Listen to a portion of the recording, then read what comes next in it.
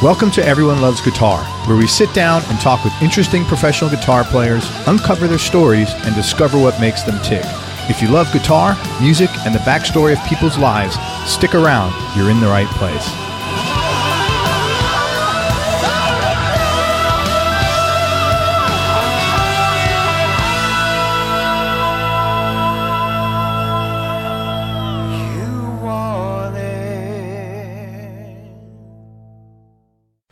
Hi, this is Craig. Just want to let you know you can now advertise here on Everyone Loves Guitar podcast. For more information, go to everyonelovesguitar.com/advertise. That's everyonelovesguitar.com/advertise.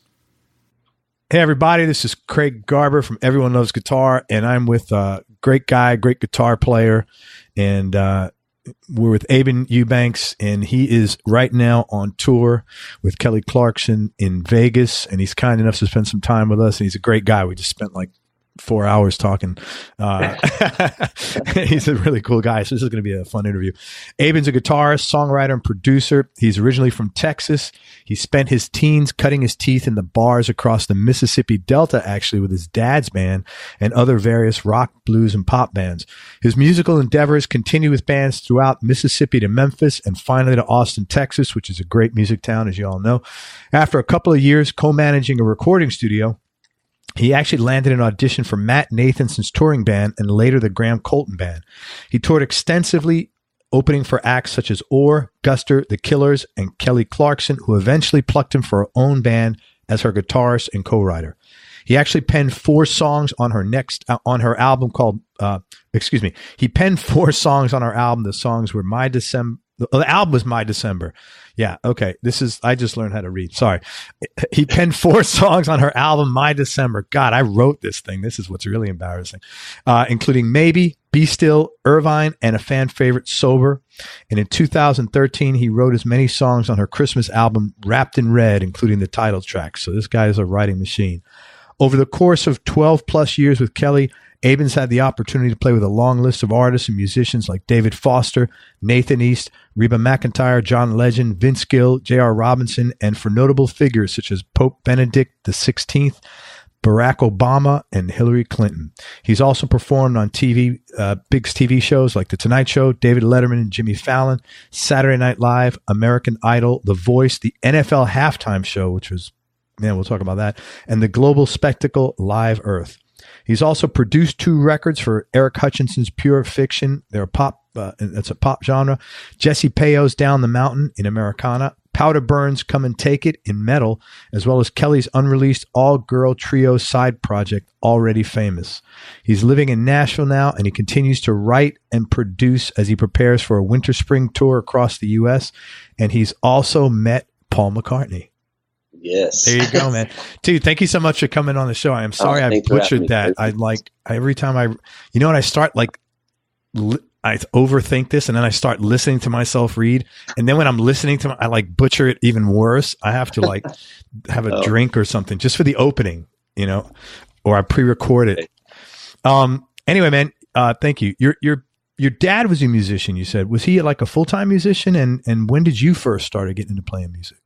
Yeah, he was. My whole family are all musicians, on my dad's side. So they're all cool. all musicians on my dad's side, all architects on my mom's side. Wow.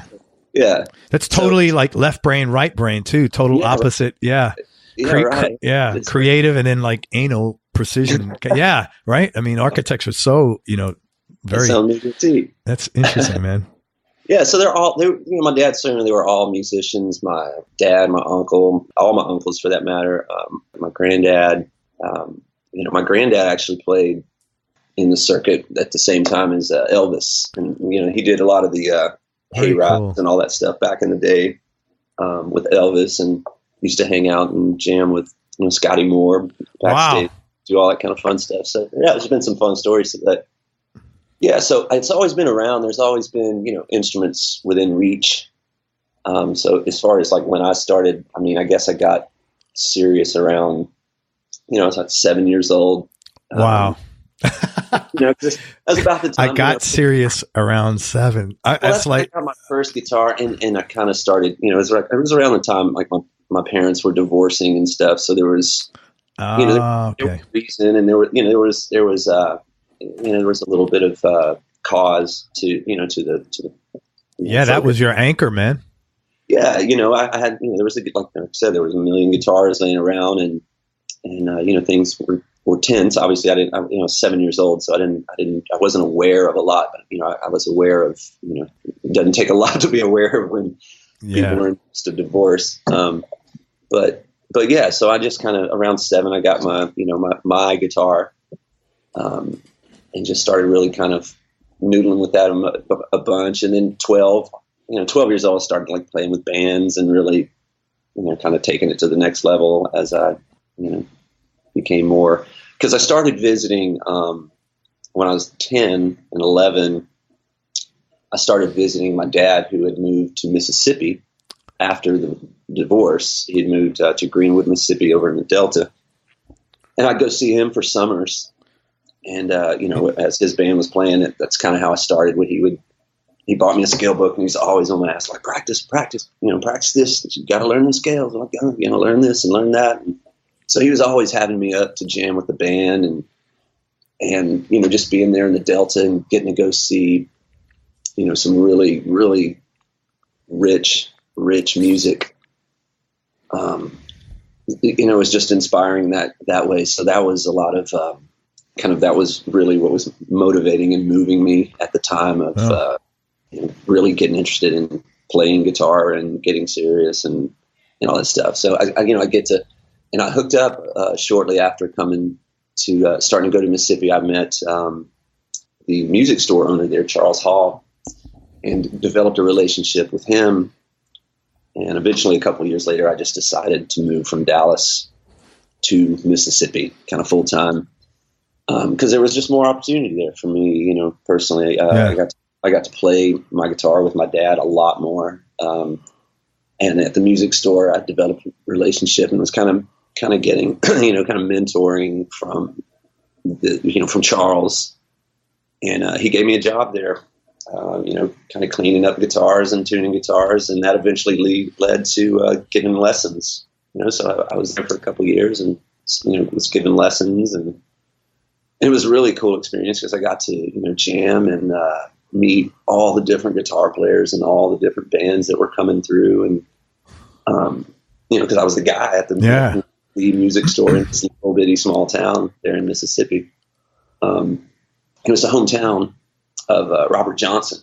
So like blues music was really, really prominent. Yeah, man. And it was a big interest, and I was really into like the early like blues stuff at an early age. But then, at the same time, I was really into Steve Vai. so this cross-pollination of, a shredder like in Steve Vai and all this stuff, but then also that real just slow, murky, just full, Delta blues kind of thing too. Was your mom cool with you moving? Cool is strong. That was a great answer, man.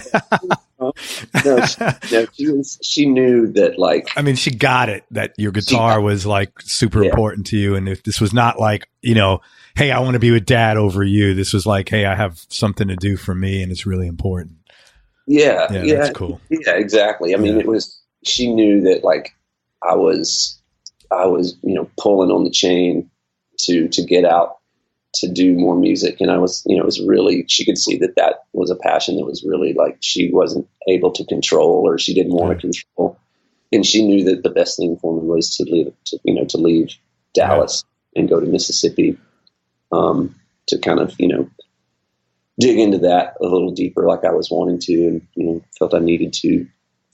So, she was just like, oh, I want you to finish school and, get your, graduate and all that stuff. This was, I was 15 at the time. So I was like, okay, I'll do that. I'll do that. And so I eventually, after I got on the road a few years later and stuff, I went back and I got my GED. Good for you. And delivered it to her. I was like, I promised, here it is. Very cool. So she, at least feel like I made good on that. Yeah. And honestly, props to your mom, because that's not, that's an unusual thing. Cause it always, like my ex-wife, I always had issues.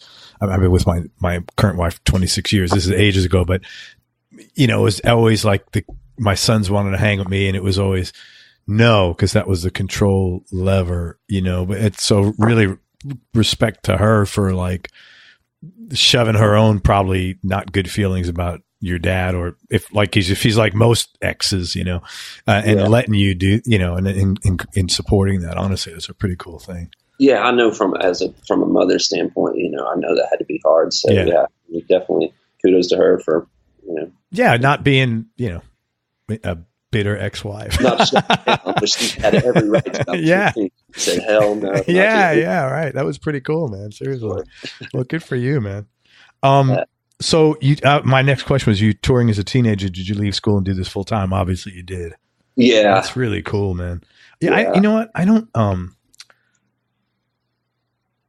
my opinion about school has changed dramatically, like over the last 10 years. Yeah. I think that's kind of the overall society kind of thing. You're kind of seeing a little bit. Especially as things move. There's so many things you could be self-taught at now. You don't need an education. Like my younger son, 26, he just went back to college. I'm real proud of him. Yeah. They give him, he's got to take American history and like English. And I'm like, oh my God, what a waste of your time. I didn't tell him that, but I'm like, it's ridiculous. I'm real big on the individual and stuff as well, because I think that, I feel there's still a place, for school and college. Because it depends on what it is that you're passionate about and what you are going to do regardless. Obviously you don't want to go to a doctor who, I YouTubed it, man. I'm there. I think you just do this one goes here, and this one goes there. Like 3 times YouTube, man. It was great. Yeah. So some careers are definitely destined and better off having an education and all that. But for me, as a musician or other people that are, want to program or, those kinds of things that, you may not need American history and, 5 levels of math. If somebody wants to be an accountant, they don't need a history. They don't need English. it's just, it seems like that, it's almost like you should have trade school for everything. Yeah. Now trade school. Yeah, exactly. Try, like an expanded YouTube kind of thing. Seriously. Yeah, definitely.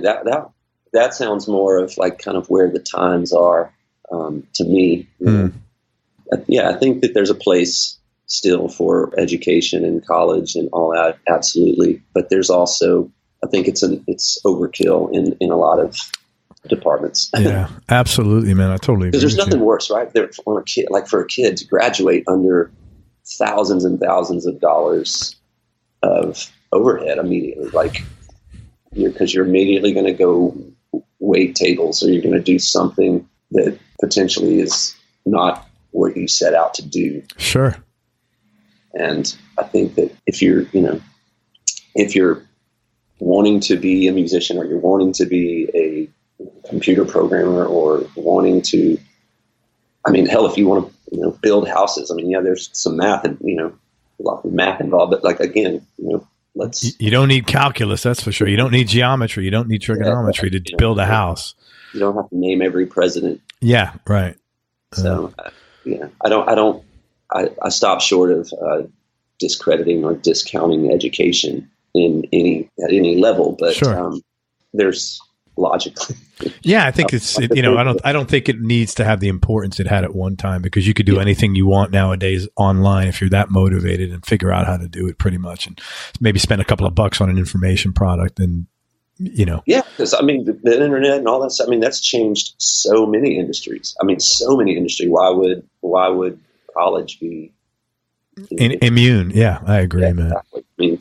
Everything's different. But I do like the doctor analogy. Now I'm thinking in my head, how do I put a program together to do that? Be an MD in only 6 weeks. You, a chiropractor, in 30 days. Anyway, man. you've played in really cool music towns, Memphis, Austin, Nashville. I was curious, what are the differences between these cities, both musically and maybe even business wise? Yeah, that's a good question. They're very different in that regard. I think to me, just evolution as the way I live them.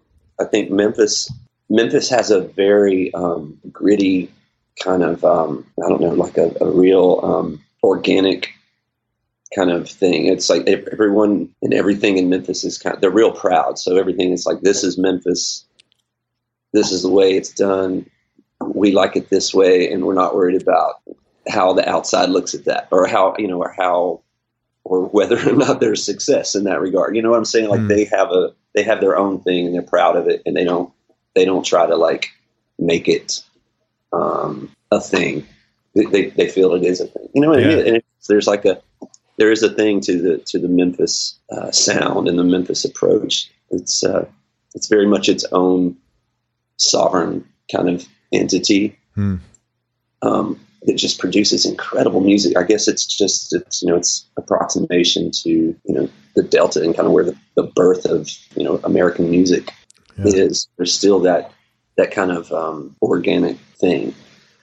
And then, in Austin is a little more, I feel, refined in that regard. Not that I'm not saying it's better or worse. It's a little more refined, where it seems like, Austin has its thing as well, but it's better. Austin is maybe a little better packaged for commercialization. Yeah. Not that it's commercial music, but I kind of, it's kind of the next level in that regard. As far as like what, producing the mass, that you hear, the mass amount of music that you hear, as opposed to like us getting to Nashville, the next city, where that's kind of where everything kind of comes together and is born, which, the cream of the crop, from like Memphis or Austin and those kind of places, it seems like the destination for kind of those ends up being Nashville, just because that's kind of like the last place where there's multiple studios and it's actually treated as a viable career. Like banks are set up for entertainers and songwriters, and there's an infrastructure in the city that's built around the production of music, in every facet. Yeah. And so it feels, so Nashville is different in the regard that it feels more of a deliberate town, and where kind of Memphis and Austin feel more of like, we're doing our thing, and those that want to go do it on a different level or a different scale can go somewhere else and do it. And I don't mean that an asshole go somewhere else. I mean, they just have a contentment, like, and a pride, kind of thing. I think they're not trying to change it. I think you said it best. It's a city built around Nashville's a city built around the production of music.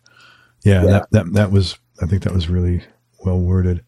And they're all really great music. I mean, there's so much live music in each one, and that's the thing. It's like they're real super passionate about their thing. Like Memphis is real passionate about Memphis. Austin's real passionate about Austin. Nashville's kind of, no one's a local hardly. So right. Loves Nashville. Everyone comes in and everyone's like, I love Nashville. Everyone's a real fan of Nashville. Yeah, that's true, man. Do you know, you know Mike Brignardello? I don't. Bass player? I don't know him. He's in Nashville. He's from Memphis originally, and he described it once, I think, when I talked to him, as a gritty. I remember him using that word. It's real gritty in that regard. Yeah. I mean, it's funny because I go back there and it's like Rock 103. We're still playing the classics. This is what we like. It's like the radio station. Time's frozen. Yeah. No, and that's the best way to sums up Memphis. They're like, Rock 103 till you die, till every generation dies. Oh, that's awesome, man. Hey, you've been with Kelly for a long time now, and I was curious, like, what have been the biggest changes for the tour and for you musically over that time? Obviously, you're a co-writer now and involved in a lot more of that. Yeah, I think, I mean, maybe, going, because, even playing with, Matt and Graham out on the road, it still felt very much like an extension of bands that you grew up playing with. You know, it's like Monitor, Wedge. You know, there's still, you know, you're lugging gear, and there's still a kind of a grind to it. And, you know, with Kelly, the biggest change was getting used to, I guess, just the way that your gear kind of worked. You know, like right now, it's like I'm working, you know, we have in-ears, like getting used to in-ears, getting used to... How's that been? Because I talk to different guys, and some guys like take to it easy. Other guys are like, whoa, it took a long time.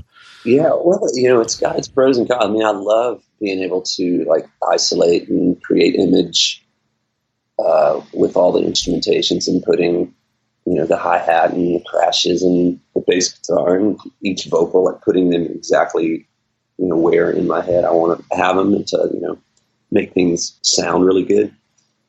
But I also, you know, I love, you know, just monitors, or, you know, just wedges, and, you know, the loud.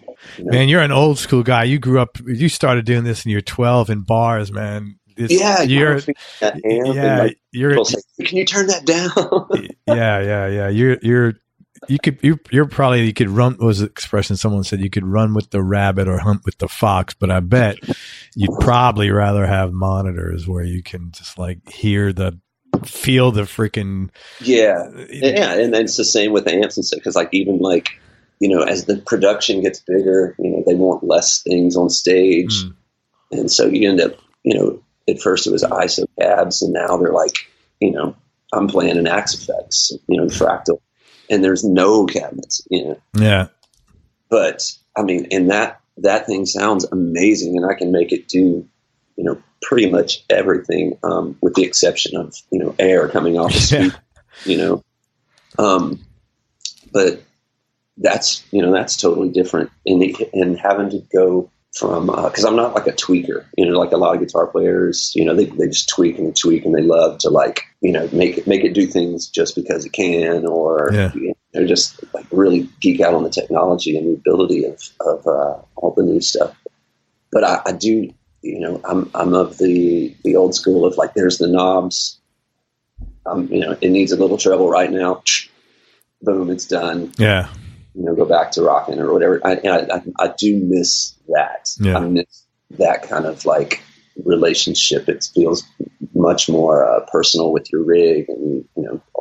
But like I said, there's pros and cons to it all. Because I mean, when you're traveling, you know, you're doing a one-off, and you say you fly to Florida, you know, you may not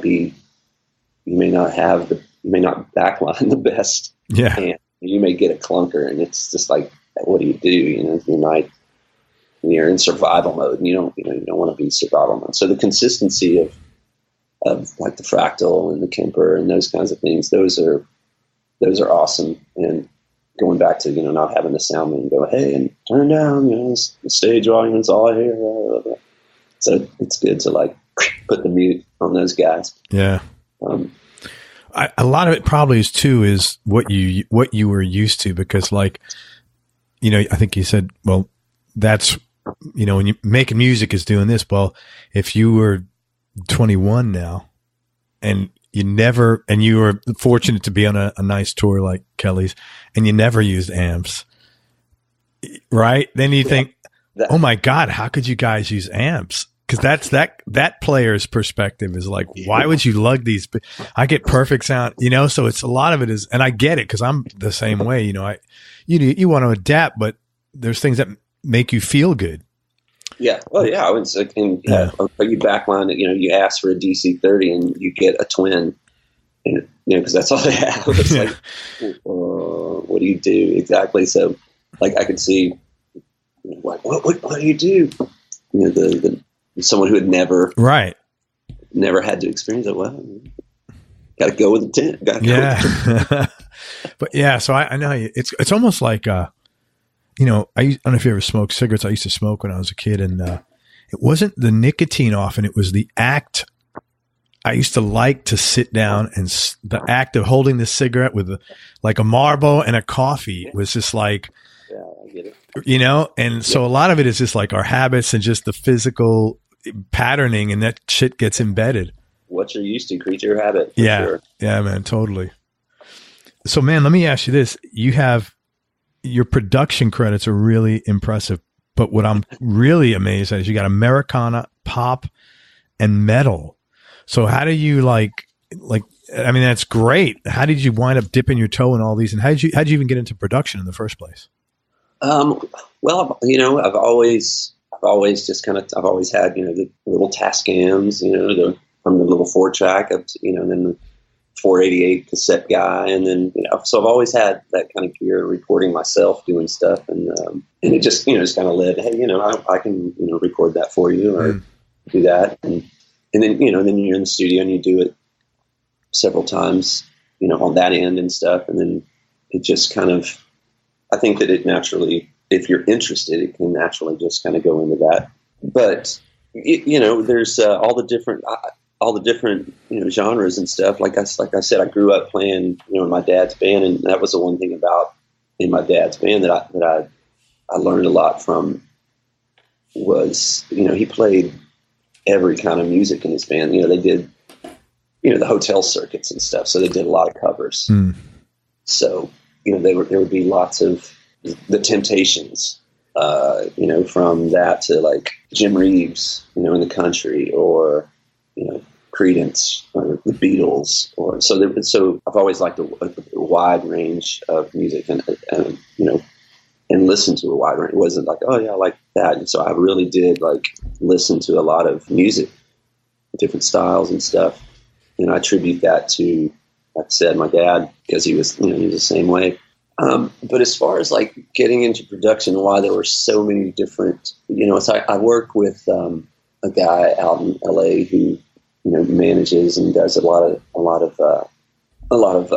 moving and shaking out in LA with different bands and stuff. And he's always sending me, you know, cool stuff to do and asking me if I'm interested in this, that, and the other. And I'm not like a metal connoisseur, or I'm not like an Americana connoisseur. Sure. You know, I don't like, so I have a kind of I don't fear getting involved with whatever genre it is, because I think the approach is always the same. You want to stay true to what you feel is sounds good, right?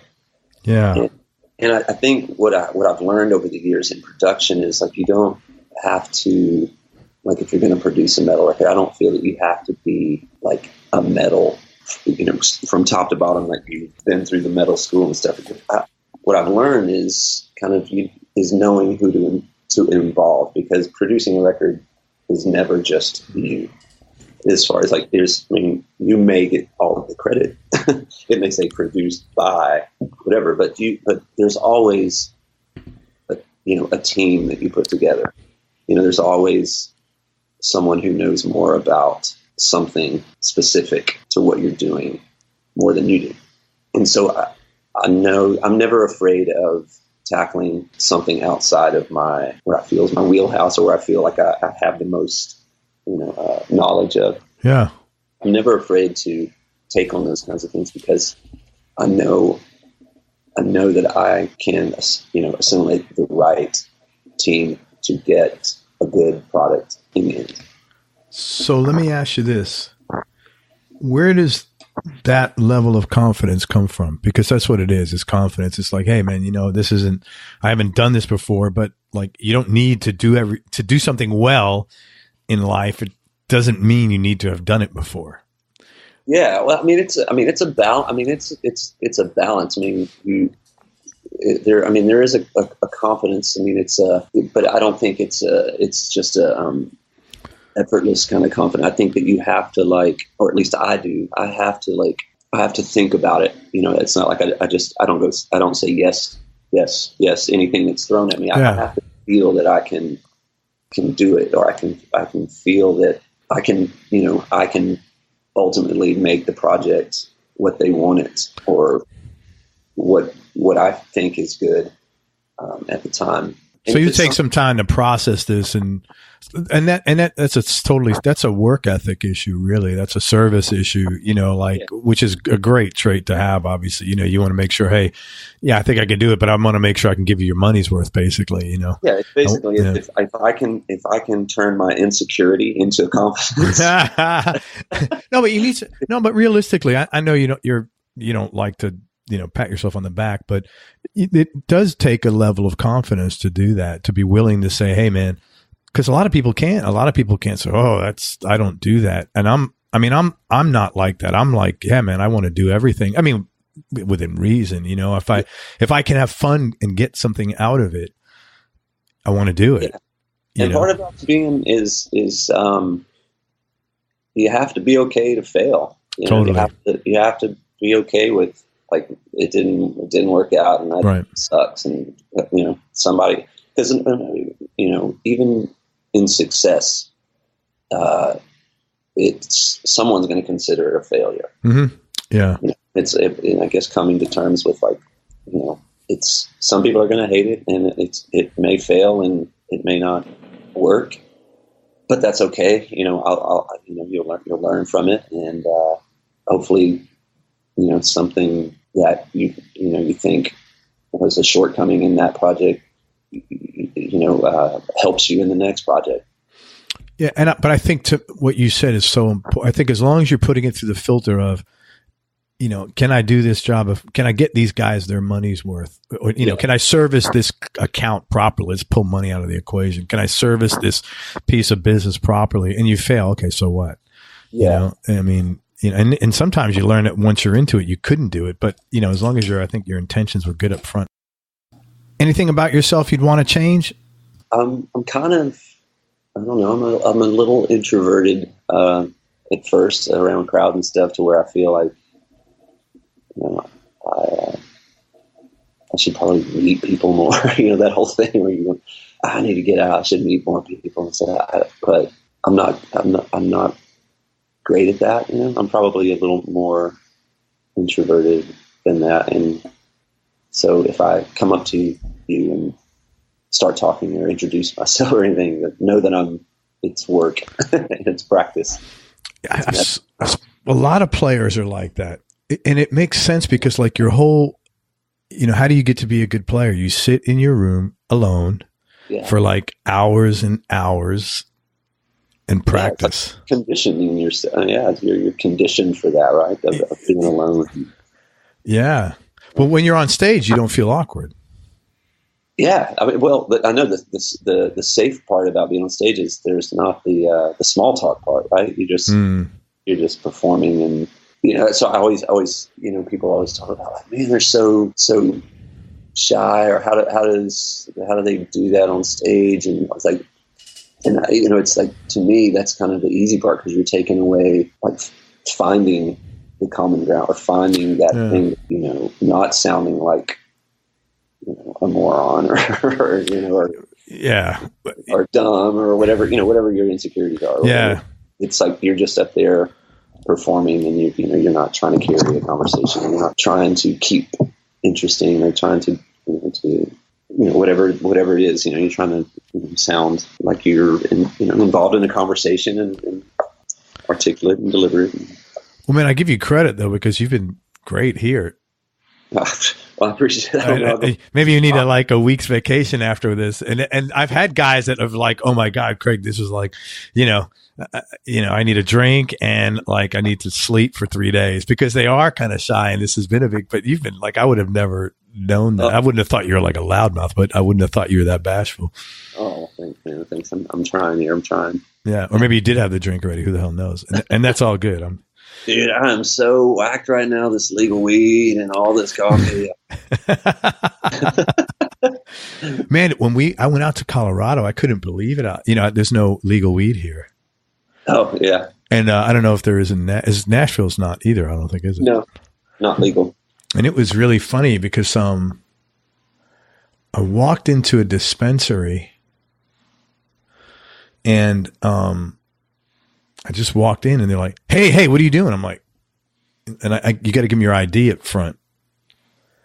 You have to give me your license. I didn't know it. And it was, but you go in there, man, and they're like, what is that called? Like a wine, a sommelier? Sommelier, yeah. They're like sommeliers of weed. It was really funny, man. And yeah, they're like, yeah. well, do you want a sativa or an indica? I mean, it's like, man, I just want to get high. Like, well, I'm in Colorado on vacation. I mean, I'm not going to notice the difference, honestly. It's going to be like one puff and, will pretty much do the job of whatever you give me, Yeah, so, right. I know. Some of those places, it's like going into a doctor's office. Well, what are your ailments? And yeah, they got all, stress. Yeah. Give it. What do you got? It was just like, and all the equipment there, I was like, wow, this is like, I just was overwhelmed, like with how many choices, when, and he was a kid. He just went over to some guy on the corner and he just pulled out a joint from a plastic bag. One choice. That was it. Yeah. But it was just wild. I couldn't believe what an industry it was. And it was just mind boggling, man. It was interesting. Yeah. Best childhood memory. Best childhood memory. Probably, yeah, I mean, man, there's a few, I guess. It's my dad, when I would go visit my dad, I probably were the best memory. He was a musician, so he was broke. So a lot of times it would be just in empty apartments with a record player and a stack of records. Mm. And we'd just be laying around in an empty apartment, me and my brother, just listen to music.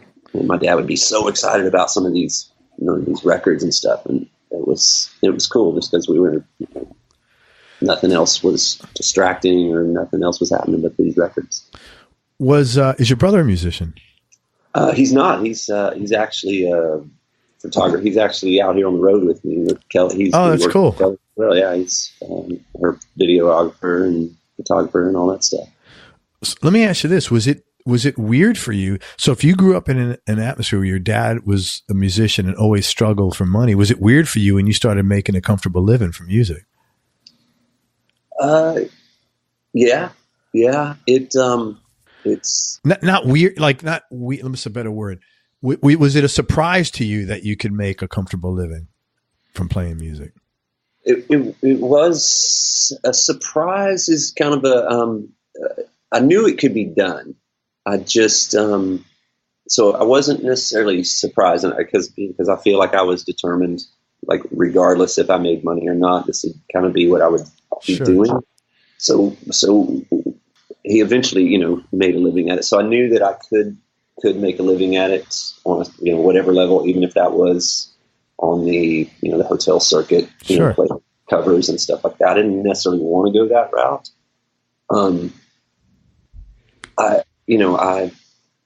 I wasn't necessarily surprised that you could make a living, but I was very, very grateful for the living that I have been able to make at it. I didn't expect to be, I guess not expecting is a little strong. I mean, this is what I was driving for to play at this level and stuff, but I'm grateful and that it is. Yeah. Is. But not surprised. That's great. That's really good. Yeah, that's awesome, man. What's a perfect day for you? Perfect day. Hit the dispensary. I know. Yeah, dispensary. I think the perfect day is, I love early mornings and coffee. All right, so man, I know I've seen you like in Instagram coffee. I'm a big coffee guy, man. So let's share coffee swaps here. What kind of coffee do you drink? Yeah, I'm real into it. I'm mainly into like the Ethiopian coffees right now. I'm liking that kind of that berry goji region where it's strong cherry forward. Do you order like certain brands online? I do. I change it up all the time. Yeah. Okay. So that's what I'm I have kind of my go-tos, my reliables, the Stumptown reliable blue bottles. Dude, Stumptown. You ever have Holler Mountain? Yeah, I had that. That's like my favorite coffee. That is I mean, it's pricey, but like that is such good coffee, man. It is, right, man. I know it's funny because Vegas here. Is there a Stumptown? There is a place that serves Stumptown that I just learned on this trip, because that's been a hard thing about Vegas. It's like it's all Starbucks. Yeah, I'm not a Starbucks. Everywhere Starbucks. There's not any kind of like third wave coffee place here. And it wasn't until recently I discovered one that's kind of far out, but I drive there every time I come here. Sure. Get a car or an Uber. Yeah. It's worth whatever the $20 of Uber rides that it costs to get it. Yeah, sure. But I just discovered this place that has Stumptown, and so I'm thrilled because I can walk to it as well. So Stumptown, what else? All right, Blue Bottle. I have not tried that. 4 Barrel is great. Heart is great out of Portland. There's Wild Child. It was really good. Verve is really good. Verve makes a real Verve. Yeah. Real good coffees. I like them. I've had some of their coffees. Yeah, Fahrenheit out of Toronto. I like a lot. Yeah, man. I could sit here and remember them all. Oh, that's cool. No, I'm glad because I'm always looking to test out new ones. I'll send you some of mine. If you want to try some out. Yeah, because I love good coffee. I smoke cigars, and I don't smoke them enough, but I love to sit with a cigar and some coffee, man. Yeah. Or iced tea or something. Okay, so perfect day. You wake up, you have some coffee. Sorry, I didn't mean to cut you off. I had to get the coffee intel. Yeah, coffee. Yeah, it's that's perfect. That's kind of a perfect day is the coffee and kind of a clear schedule. Early morning, clear schedule for the day to play guitar or walk. I drink coffee and walk a lot. Oh, that's cool. Perfect day for me is a good walk and a cup of coffee. Man, that's very simple and uncomplicated, man. Holy shit, good for you. I mean, I've got like, with the wife and with the kids and all of that stuff that definitely is, makes the day perfect and stuff. But as far as if you're asking for a personal perfect for me, it's a walk and a cup of coffee. Good for you, man. What's the most important thing your dad taught you? Probably not to waste time. So practice. Don't waste time. Don't sit around and go that'll happen tomorrow. Or, I'll do that tomorrow. But I like to think that not wasting time is kind of the thing that's stuck with me the most. And how about your mom? My mom just kind of is always just some habit, like manners and everything have always been her thing. So she's always just been kind of just be a good person. That's kind of always kind of been her mantra. Just use your manners, be a good person. Are your folks still around? They are. They're divorced. Like I said, since I was 7. They are still around. My dad lives out in Austin, and my mom lives in Dallas. Oh, okay, cool. That's good. So you get to go see him then. Yeah, not a lot. But yeah, I see my mom more often for sure. That's great, man. Any hobbies or interests outside of music? And coffee. Yeah, coffee, but I'm an artist as well. I draw and I paint a lot. So what kind of drawing? That's really cool. I do a lot of illustrations and characters and those kinds of things. Like pencil or what kind of media? What? I like just or ink lines or or I like to paint, and my painting style is kind of Peter Max and Yellow Submarine kind of. Oh, dude, that's awesome! I love Peter Max. Kind of bright colors and kind of funny character kind of situations. It's kind of. Do you have it up anywhere on a website, or do you sell that stuff? I don't. I've posted just kind of funny things here's what I'm working on kind of things before, but I don't have any online gallery and stuff. I'm in the midst of putting a good a good website together that has all of that stuff kind of together, and I plan on having a whole coffee review section and all this fun stuff. I love it, man. I love it. No, that's cool. I'd love to see some of your art, man. I love Peter Max type stuff, man. Yeah. I'm gonna put some of that up there as well, and so.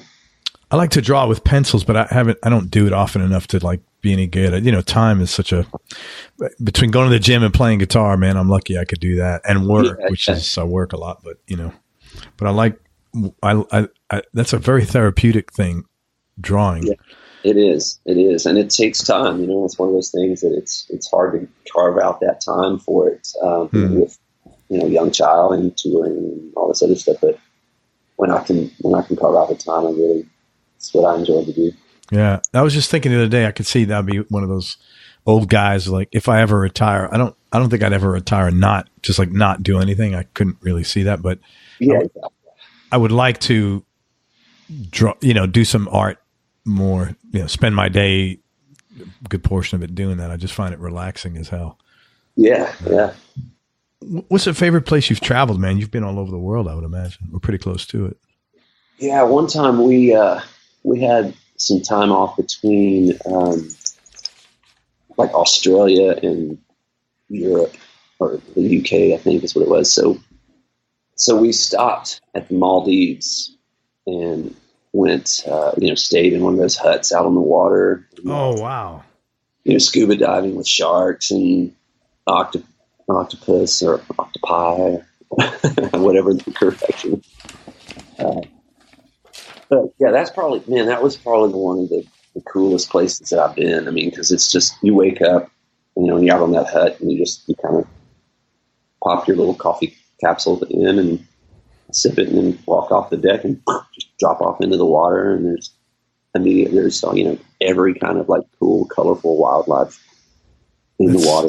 It was spectacular. Yeah, it was amazing. That's great. That's wild. Yeah, and then these dinners out on the beach where they dig the holes in the ground and they have fires that coming out of these holes and they put it all around your dinner table. And yeah, I mean, it was just ridiculous. Was your wife there, or was this just all business? Yeah, that's just the band, just the core band there. It was definitely the coolest, one of the cooler places that I've ever been. That's nice, man. Say that. Hey, 2 more questions, Aben. Best advice you've ever been given, and who gave it to you?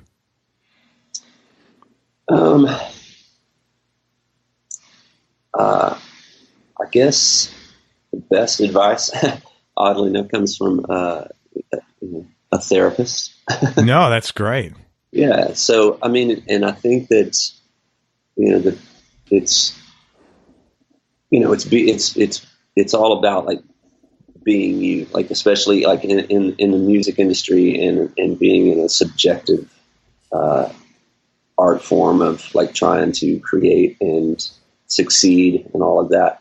It's easy to get down or, you know, make your accomplishments or make your situation smaller because there's so much stuff out there that people are doing. It's amazing and great. And like what you want to be doing and so far ahead of what you feel where you are and stuff. And I think that, you know, the kind of the advice, kind of the gist was just being yourself and not measuring yourself to others like accomplishments.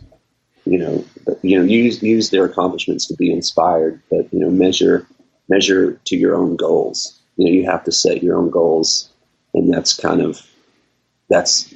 like what I feel is the healthier place to like do your measurements, is to your own goals and not to others' accomplishments, which is easy to do. I mean, especially in the social media world, you know, you pop up Instagram and they're like, oh my God, they're doing that. Oh, I'm never going to see that. I'm never, you know, it's like, so I know that like musicians and just people in general, you know, can wrestle with that in the social media age. So I think that's kind of a place, a mantra to go back to. It's just remember to like, no one can be you. You can't be anyone else. You have to you know, measure to your goals. Yeah. And there's a quote that is great advice. There's a quote, and I'm trying to find it here because I keep a running list of quotes, and it's something like competition is the enemy of, you know, like exactly what you said. It's like it's the complete enemy of like anything rewarding. Yeah. You know, and I had that hand. Yeah. Yeah. It's like you can be, like I said, you can be inspired by what someone else is doing, but like, it's like learn what it is they're doing that makes them successful, and kind of apply that to your goals and then measure success, as opposed to just measuring you straight to what they're doing or where they are in their career. Or, everyone's got a different path, and it's different. Not every path looks the same, and so every step is not the same. So. And I think that is so important. Everybody, and because what you said is not just for, music, it's for anything, because I think we all have I know I have spent a lot of part of my life measuring myself against others. And then I did come to the conclusion. I said, this doesn't really feel good. So I need to fucking stop. Yeah. I'm like really like just don't do that, because there's nothing good. It's like looking in the rear view mirror. That's never, like, nothing good comes out of that. Yeah, exactly. Well, I think insecurity, honestly, the base, that's what drives creativity, right? I think to a certain extent, because there's, I don't, maybe there's more people than I know of, or I'm just naive. I don't think most like great art comes from a place of like, I'm so awesome and I'm just going to put out some badass shit. Watch it. No, it comes from angst of some. Yeah, there's something internal that you're insecure about that you feel the need to express in a certain way. Yeah. And so you have to manage that insecurity, or you have to like find a way not to let that insecurity, push you in the wrong direction. Own you. Yeah. Yeah. That has to drive you, I think. So. And thank you. And last question, man, biggest change in your personality over the last 10 years, and how much of this has been deliberate and how much is just age. Yeah. Right.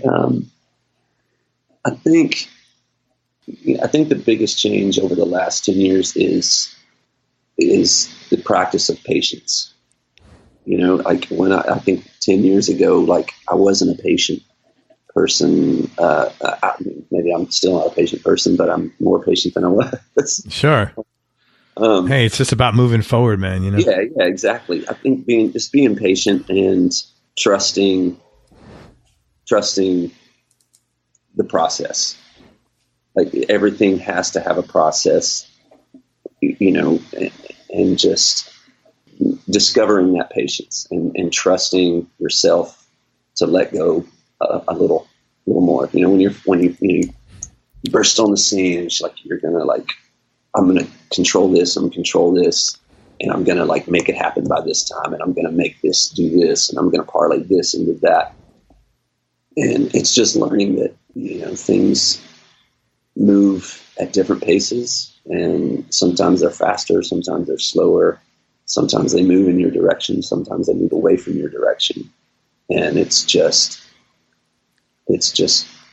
having the patience and trusting that that's going to be okay, that it's going to be okay, instead of it destroying you going, oh my God, I'll never risk that, it's getting away from me, I'm losing.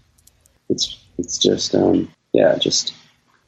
just being patient and trusting the process. I think that's the biggest change, really. Well, man, thank you. And like I said, I would have never known. You did a great job, man. Thank you so much. And I really appreciate your time and being so such a cool dude and so transparent. Why aren't you coming to Florida? No, I'm just kidding. Yeah. Sorry, that was a little joke. Listen, let me tell you where to find Aben. First of all, his name is spelled Aben, Aben Eubanks, Eubanks. It sounds like you should be like royalty with that name, dude. I got to be honest with you. That sounds like King Aben Eubanks or something like that. You got the coolest name for you do, man. That is an awesome name.